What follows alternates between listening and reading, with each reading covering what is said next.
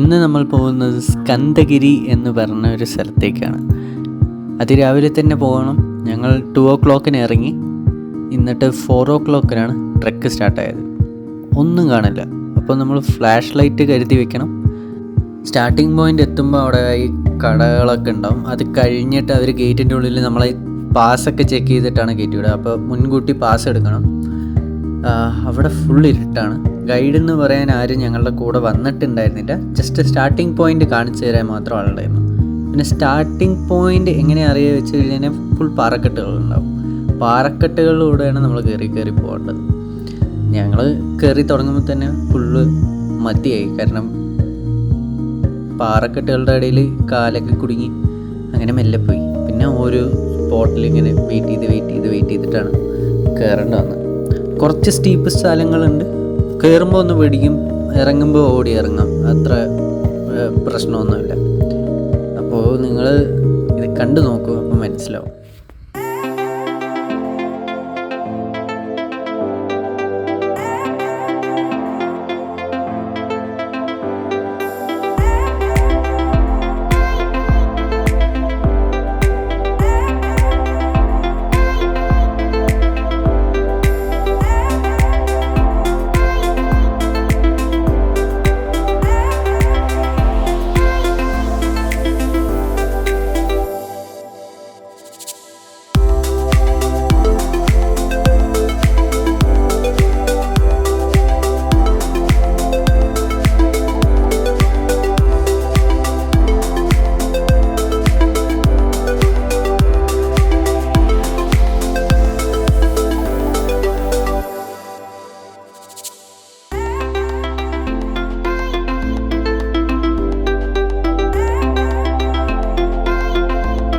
സൺറൈസിന് ഏകദേശം സമയമായി തുടങ്ങി.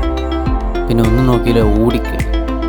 പിന്നെ ശ്രദ്ധിക്കേണ്ട ഒരു കാര്യം, ഓടിക്കയറുമ്പോൾ ലെഫ്റ്റ് സൈഡിലോട്ട് ഒന്നുമില്ല. അപ്പോൾ നമ്മൾ അതിന് താഴോട്ട് വീണ് പോകാനുള്ള ചാൻസ് ഉണ്ട്. അപ്പോൾ എല്ലാം ശ്രദ്ധിച്ച് പോകണം. ഓടിക്കയറുന്നത് സൺറൈസ് ആയാലും കുഴപ്പമില്ല. മുകളിലെത്തിക്കഴിഞ്ഞാൽ നമുക്ക് സേഫായിട്ട് കാണാൻ പറ്റും, എൻജോയ് ചെയ്യാൻ പറ്റും.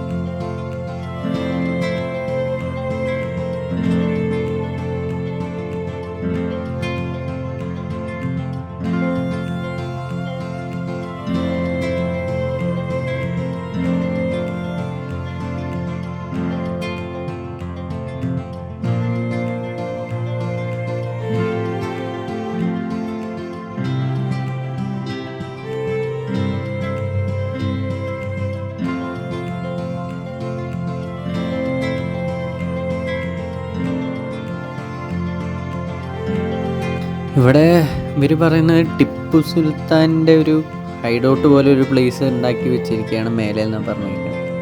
അവിടെ ഈ കയറുമ്പോൾ തന്നെ നമുക്ക് ഇതിൻ്റെ ഈ കവാടമൊക്കെ കാണാൻ പറ്റും. പിന്നെ ഈ പാറക്കെട്ടുകളൊക്കെ പൊട്ടിക്കിടക്കണ അതിൻ്റെ സ്റ്റെപ്പാണെന്ന് വിചാരിക്കാം. കാരണം കുറച്ച് സ്ഥലങ്ങളിൽ കറക്റ്റായിട്ട് സ്റ്റെപ്പ് പോലെ ഉണ്ട്. ഇതൊക്കെ ഇങ്ങനെ കണ്ട് ഇങ്ങനെ എൻജോയ് അടിച്ച് ഓരോ സ്പോട്ടിലും നിന്ന് തന്നെയാണ് കയറിപ്പോയത്.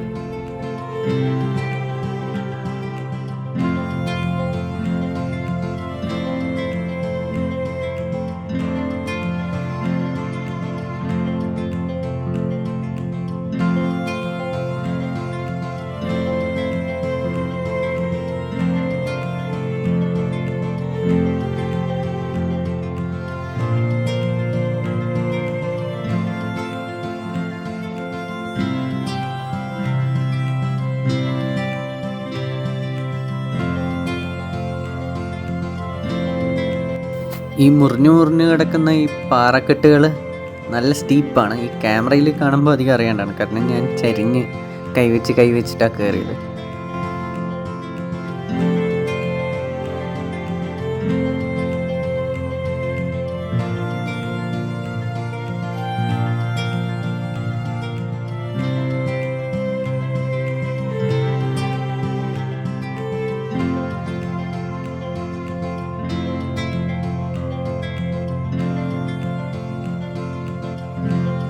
പിന്നെ ഈ ഭാഗത്ത് വീണ്ടും ഒരു ചെറിയൊരു കവടം പോലെ കാണാം. അതിൻ്റെ ഉള്ളിൽ കൂടെയാണ് നമ്മൾ കയറുക. ഇപ്പോൾ ഒരു 70% ട്രെക്കിങ് കഴിഞ്ഞിട്ടുള്ളൂ, ബാക്കിയുണ്ട്. ഇതൊരു 4 കിലോമീറ്റർ ട്രെക്കാണ്. നിങ്ങൾ കുറേ വെള്ളം കരുതി വയ്ക്കുക, പിന്നെ സ്നാക്സ് ഒക്കെ എടുക്കുക. പ്ലാസ്റ്റിക് അധികം ഒഴിവാക്കുക, കാരണം പ്ലാസ്റ്റിക് കൊണ്ടുപോയി സ്ഥലം കേട് വരുത്തുക. ഫസ്റ്റ് പോയി എത്തിയത് ഒരു സൂസൈഡ് പോയിൻ്റ് എന്ന് പറഞ്ഞൊരു സ്ഥലത്താണ്, കാരണം ഫുൾ സ്റ്റീപ്പാണ് അവിടെ. പിന്നെ അവിടെ റെസ്റ്റൊക്കെ എടുത്ത് ഒരു 5 മിനിറ്റ്സ് നിന്നിട്ട് മേലോട്ട് പോകുന്നത് അധികം ദൂരമില്ല. അവിടെ നിന്ന് ജസ്റ്റ് ഒരു 2 മിനിറ്റ്സ് വാക്കേ ഉള്ളൂ. അതും ശ്രദ്ധിക്കണം, കാരണം സൈഡിൽ ഒന്നുമില്ല, ചെറിയ വഴിയാണ്. നമ്മൾ സ്ലിപ്പായ താഴോട്ട് തന്നെയാണ്.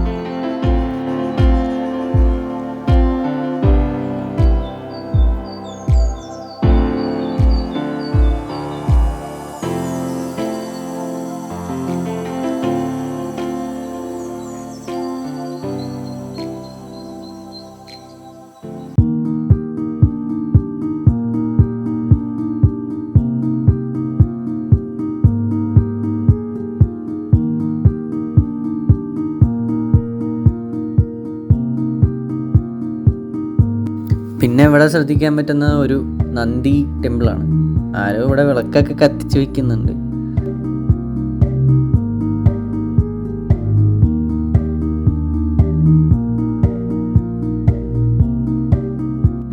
പിന്നെ അവിടെ ഒരു ചെറിയൊരു റെസ്റ്റിംഗ് ഏരിയ പോലെ ഒന്ന് പിന്നെ ഉണ്ട്. അത് കഴിഞ്ഞ് പിന്നെ അങ്ങനെ പാറകളാണ്, ഒന്നുമില്ല, ഒരു മൊട്ടപ്പാറയാണ്. പിന്നെ ഇവിടുത്തെ വ്യൂ ഒരു രക്ഷയില്ല, കാരണം തൊട്ടടുത്ത് തന്നെ നന്ദിയും ബാക്കി ആ വെസ്റ്റേൺ ഗട്ട്സിൻ്റെ ആ ലൈനൊക്കെ നമുക്കിങ്ങനെ കാണാൻ പറ്റും. പിന്നെ ലേക്സൊക്കെ കുറേ കാണാം, അത്ര. പിന്നെ നല്ല കാറ്റാണ്. നല്ലൊരു ട്രക്കിംഗ് എക്സ്പീരിയൻസ് ആണ്. എല്ലാവരും ട്രൈ ചെയ്ത് നോക്കുക, പോസിബിളാണ്. ജസ്റ്റ് വെള്ളം കയ്യിലെടുക്കുക, നല്ല എക്യുപ്മെൻറ്റ്സ് കയ്യിലേക്കുക. ഈ ഫ്ലാഷ് ലൈറ്റ് വേണം. ഫോണിൻ്റെ ഫ്ലാഷും ഉപയോഗിക്കാം, പക്ഷെ അത് അധികം ഡിസ്റ്റൻസ് കാണില്ല. ഫ്ലാഷ് ലൈറ്റ് ഉപയോഗിക്കുന്നതായിരുന്നു നല്ലത്. പിന്നെ വെള്ളം നല്ലോണം കയ്യിൽ വയ്ക്കുന്നതാണ് ബുദ്ധി.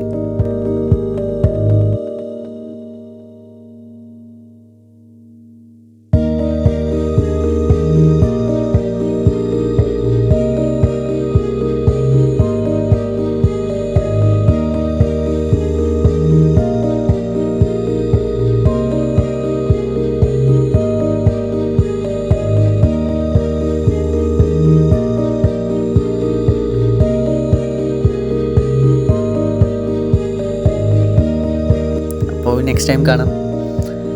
Life is short, enjoy every second. Take care, bye bye.